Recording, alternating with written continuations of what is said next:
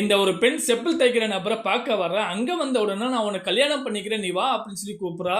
அந்த செப்பல் தைக்கிற நபர் எந்திரிச்சு நிக்கிறான். அவ கூட வந்த நபர் நீ என்ன மெண்டலா உனக்கு மனசு எதுவும் சரியில்லையா? அவன் செப்பல் தைக்கிற நபர் அவனுடைய முகத்தை பாரு அவனோட ட்ரெஸ்ஸை பாரு எப்படி இருக்கான் அப்படின்னு சொல்லி அவனை போய் கல்யாணம் பண்ண போற அவனுக்கு செட் ஆக மாட்டான் அப்படின்னு சொல்றாங்க. அந்த பெண் அந்த செப்பல் தைக்கிற நபர் கிட்ட கேட்கிறா நீ என்ன சொல்ற அவனுடைய முடிவை சொல்லு அப்படின்னு சொல்ல அந்த நபர் எதுவும் சொல்லாம அந்த இடத்துல கிளம்புறான். அவ கூட இருந்த நபர் சொல்றா நீ கேட்ட உடனே ஓடி போறா நீ அவனை போய் கல்யாணம் பண்ண போறியா அப்படின்னு சொல்லி கேட்கிறான். இவனை என்ன செய்யறான்னா அவனை ஃபாலோ பண்ணி போறான். அவன் எந்த பக்கம் போறானோ அந்த பக்கமே இவனும் போறான். கடைசி அவனோட வீட்டு வாசல் படியில போய் உட்கார்றான். இவன் அவனோட வீட்டை பார்த்துட்டு அவன் கிட்ட கேட்கிறான் நீ இங்கதான் தங்குறியா அப்படின்னு சொல்லி கேட்க இந்த நபர் சொல்றான் நீ உடனே உன்னோட வீட்டுக்கு கிளம்பி போ அப்படின்னு சொல்றான். நான் கேட்கிற கேள்விக்கு மட்டும் நீ பதில் சொல்லு என்ன கல்யாணம் பண்ண விருப்பம் இருக்கா இல்லையா அப்படின்னு சொல்லி கேட்க இவன் எனக்கு விருப்பம் இல்லை அப்படின்னு சொல்றான். இந்த பெண் கேட்கிறா நீ இப்படி சொல்ற அப்படின்னு சொன்ன கேட்ட பின்னாடி உனக்கு தான் எல்லாம் தெரியத்தானே செய்யும் அப்படின்னு சொல்லி இந்த நபர் சொல்றாங்க.